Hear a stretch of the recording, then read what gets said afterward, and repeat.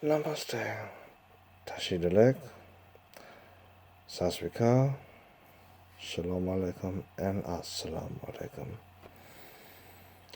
Welcome to another edition of The Message. As always, I am your host, Mike Deezee, and I must apologize for not delivering this message sooner. But I have had to get a new computer, as the one I was using before has gotten a cold much worse than the cold that I have had that you hear in my throat. Now,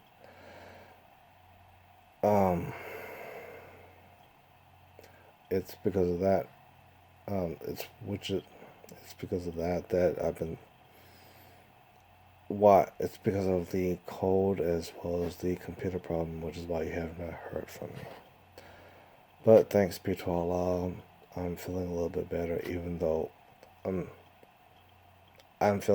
sounding better and feeling a little bit better than I was feeling a few days before.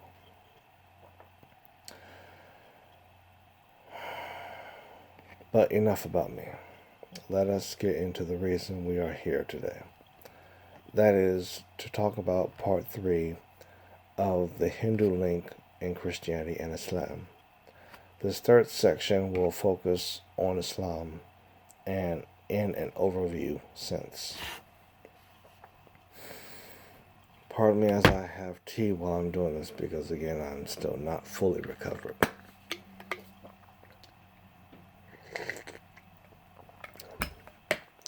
Before we get into the subject, let us clear up a serious misconception. The concept of Trinity from its beginning was designed to explain the following. The people who followed Jesus did not see the Nazarene as literally 3 realities in one. The Jews, not the first century Christians, understood Jesus to be a human that had superhuman powers that came from God. Because of the noble way in which Jesus conducted himself, many people use the religious slang of God in flesh. What these people meant was very similar to what Hindus mean when a son is named Krishna. By now we all understand that Krishna is a manifestation of the spirit of Vishnu, the spirit being Vishnu, which has no original form at all. Excuse me. So as Krishna is seen as Vishnu in flesh, so is the same with Jesus as God in flesh. The Holy Ghost aspect of Jesus was intended to mean that people saw the miracles that Jesus performed as a type of magic, and because they already see Jesus in a holy or pious state, Jesus also gets called one with the Holy Ghost. Now, if we use the logic within the realm of language, Holy Ghost makes no sense because we are saying pure nothing. When we say Holy Ghost, we're literally saying a pure nothing. So linguistically, it would not make any sense. You naturally cannot have a pure nothing, which means we have to think of Holy Ghost in terms of figurative language or an idiom. Please bear with me as I'm trying to get through this. What is meant by Holy Ghost is, again, it's a pure nothing. So Son of God is also misunderstood. The people were not referring to Jesus being a literal son of God, because all the Jews had enough sense to know that a spirit cannot produce a physical offspring. The Jews of Jesus' day did not believe in what we call today science fiction. So those who would truly wish to believe that a spirit produced a flesh reality, the Jews of ancient day would call that person today crazy, because you're literally saying that that which is unseen but is real produced what is real. That does not make any sense. You may be offended, but again, you may be offended today, but again, the Jews of that day would call that person today who says that yes, flesh can't, yes, a spirit can produce that. No, it cannot. Even our relatives who are on the other side spiritually cannot return, or my grandmother, who has physically gone to the grave but is very much with me, and I feel her all the time spiritually. My grandmother cannot physically make a meal anymore, any more than my grandmother could physically produce any more children. Not even if she was touched in the same way as Sarah with Isaac, it's not possible. I think you get my point.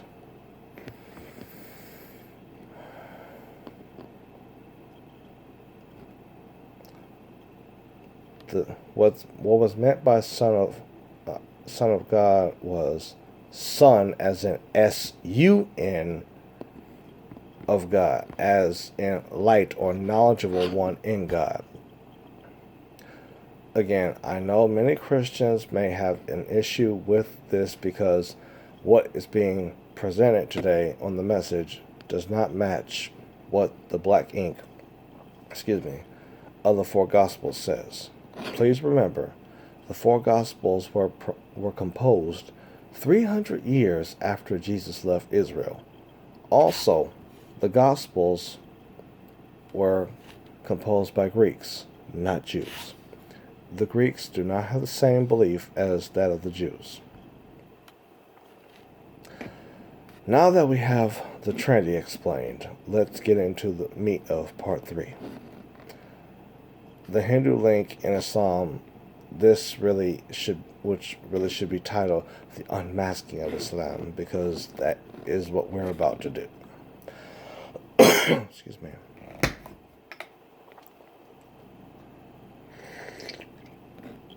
With all due respect to Muhammad of Arabia, this is what the Quran does not tell us, but does shed light on how Islam is connected to the Jews and was not meant to be a new religion,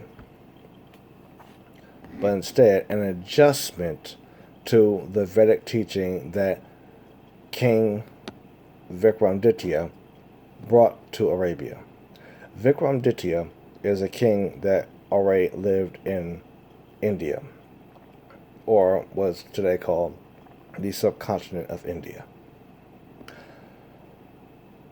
We will also see how elements of the Gospels, as well as Zoroastrianism, played parts in the creation of what today is called Islam.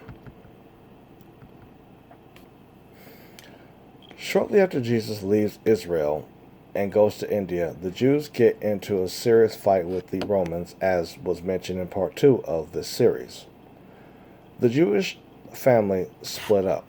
The light-skinned portion of the Jewish family went up north to what is now Germany and the rest of Europe. And the dark-skinned portion of the Jewish family went to parts of Ethiopia as well as Arabia, and further east even unto what is present-day Kashmir, India.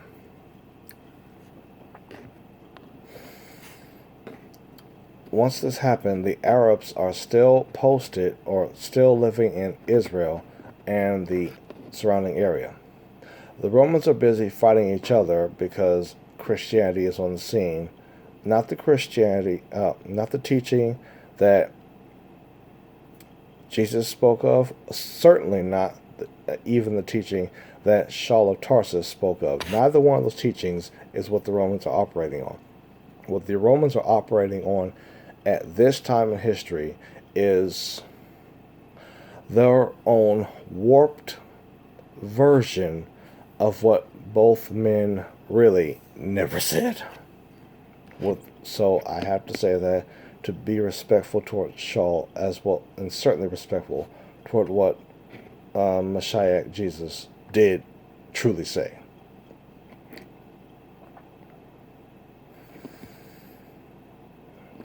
Again, the Romans are fighting each other and eventually leave Israel. Vikramditya, again, who is a king from India, takes control of Arabia. This happens around 557 BCE, or before Christ existed, or before Common Era. Excuse me. Vikramditya of India comes to Arabia and adds Arabia to his empire. While in Arabia, Vikramditya rebuilds the Kaaba that Abraham and Ishmael built a few hundred years earlier. The same Kaaba that was described in both, if I'm not mistaken, parts 1 and certainly part 2 of this series.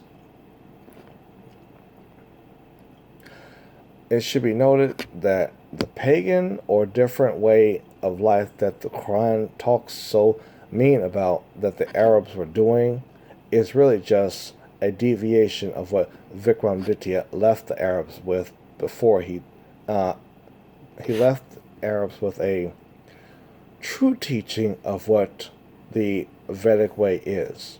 However, once Vikramditya passed on to the next life, the Arabs, unfortunately, with no disrespect to my Arab family, they returned to the state that they were once in before Vikramditya came to Arabia to give them the teaching. So again, Jesus is in India. Israel is more or less occupied by the Romans, who are fighting among themselves and creating Christianity, a religion that has nothing to do with Jesus or Saul. Again, a religion, Christianity being the religion that is what present-day Christians around the world are operating on, more or less. While all this is going on up north in Israel, Vikramditya again is teaching the Arabs about the Vedic way, and the Arabs are prospering under the teaching that Vikramditya has brought to them. Once Vikramditya dies and the darkness that lived in Arabia returns, around this time, a certain Arab by the name of Qasay of the Quraysh defeats a tribe that was trying to take control of the Kaaba. Qasay winning the Kaaba has his house built into the Kaaba so that the pilgrims,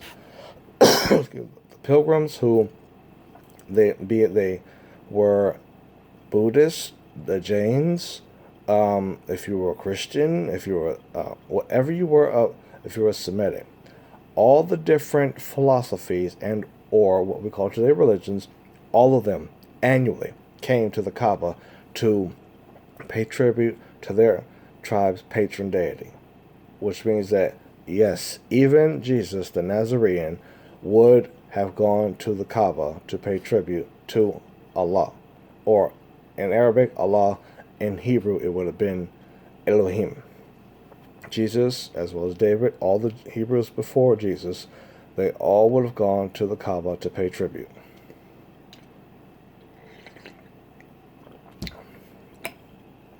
So Qasay has taken control of the Kaaba, built his home into the Kaaba so that the focus is on Qasay while they pay tribute, while the various peoples pay tribute to their tribal deity.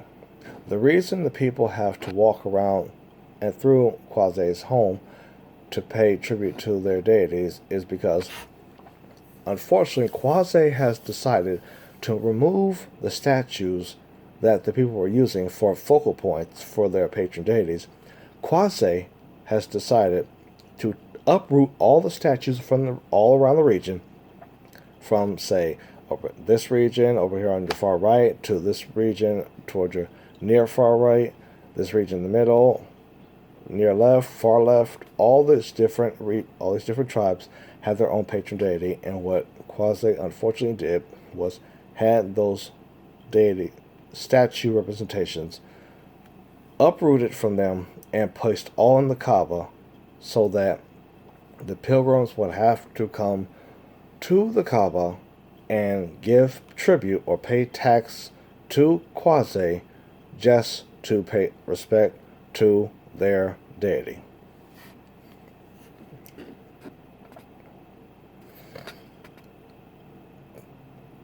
The reason why Quasi does all this is because in seeing the pilgrims bringing food offerings and other offerings to the statues in the Kaaba, Quasi sees this as a business opportunity. Excuse me. While all this is going on, all this is going on around the time that Muhammad is born, and as Muhammad is growing up, certainly this is the exact reason why, as was mentioned in part 1, Muhammad was looking at the Kaaba from the cave of Hira. The question was, why was Muhammad looking at the Kaaba for all these hours? The answer is because Muhammad, having been raised in Arabia, knowing the teaching of Vikramditya, knowing the teaching of Vikramditya to be a pure teaching of the Vedic teaching, knowing that Muhammad grew up Hindu, Muhammad is angry with the fact that Quasi has now desecrated the practice that was once pure under Vikramditya. This is why, ultimately, Muhammad starts a crusade to reset balance. A strong reason why it is easy for the teaching, we're going to switch from Muhammad to the understanding of Christianity and Arabia. And a strong reason why it was easy for the teaching of Jesus to be in Arabia under the term Christianity is because Israel was, metaphorically speaking, up the street from Arabia. While we have the Torah in Arabia, we also have a number of poets who collectively are called Kashins. The Kashins, for a small fee, do for Arabia what the priests of Israel regularly do for the Jews, or did for the Jews, before everything went to hell. The Kashins cast spells and get messages cast spells by means of uttering various, casting a spell in the form of uttering various words, which would be poetry, which is the same exact type of poetry that the Quran is speaking of when it's charging, when the members of the Quraysh are charging Muhammad with doing a forgery. They're speaking of forgery towards Muhammad because of the fact that they're hearing words, the members of the Quraysh are hearing Muhammad speak words that the Quraysh have already heard because it sounds similar to the teaching from the Torah. So yes, the Kashins would cast spells for a small fee and get a message from spirits for the living, from the spirit realm. Because it is a fact that the Quran is part biographical for Muhammad, one can safely assume that the reason that the Kashins were seen as evil or pagan, which is another way of just saying that the pagan's another way of saying different from me, as I'm believing was discussed in part 1 of the series. Again, the Kashims were seen as evil or pagan because, as a man, Muhammad did not understand what the Kashims were doing.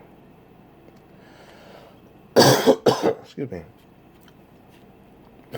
We're going to speed things up a little because time is short and we are right where I like to close this section of the series for now.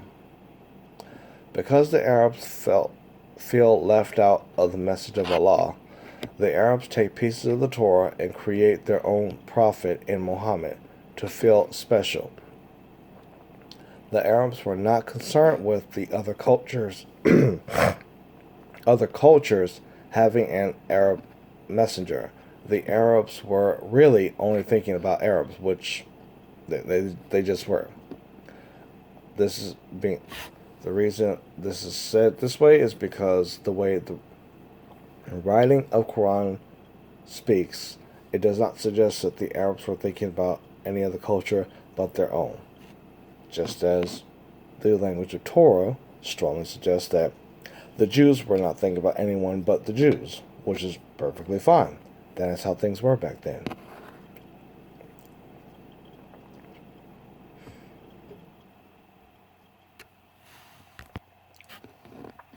All that is said to say, this is why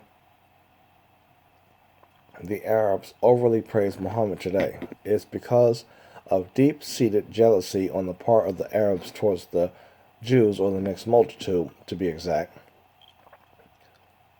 This being said, the question is the Quran a unique revelation apart from the Torah? No, it's not. Reality is, the Quran is really the Torah written in Arabic with splashes of Zoroastrianism added in.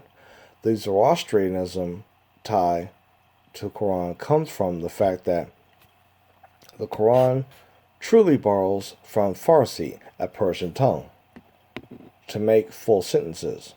If you know your Eastern cultures and languages, you already know that if Farsi is used with Arabic and the Persians were not with the Arabs philosophically, you understand that with Farsi comes the philosophy of Zoroastrianism.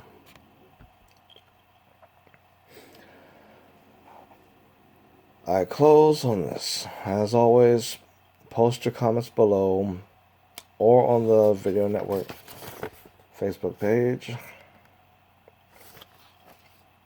And with that said, keep your head right on full blast and speak into your future.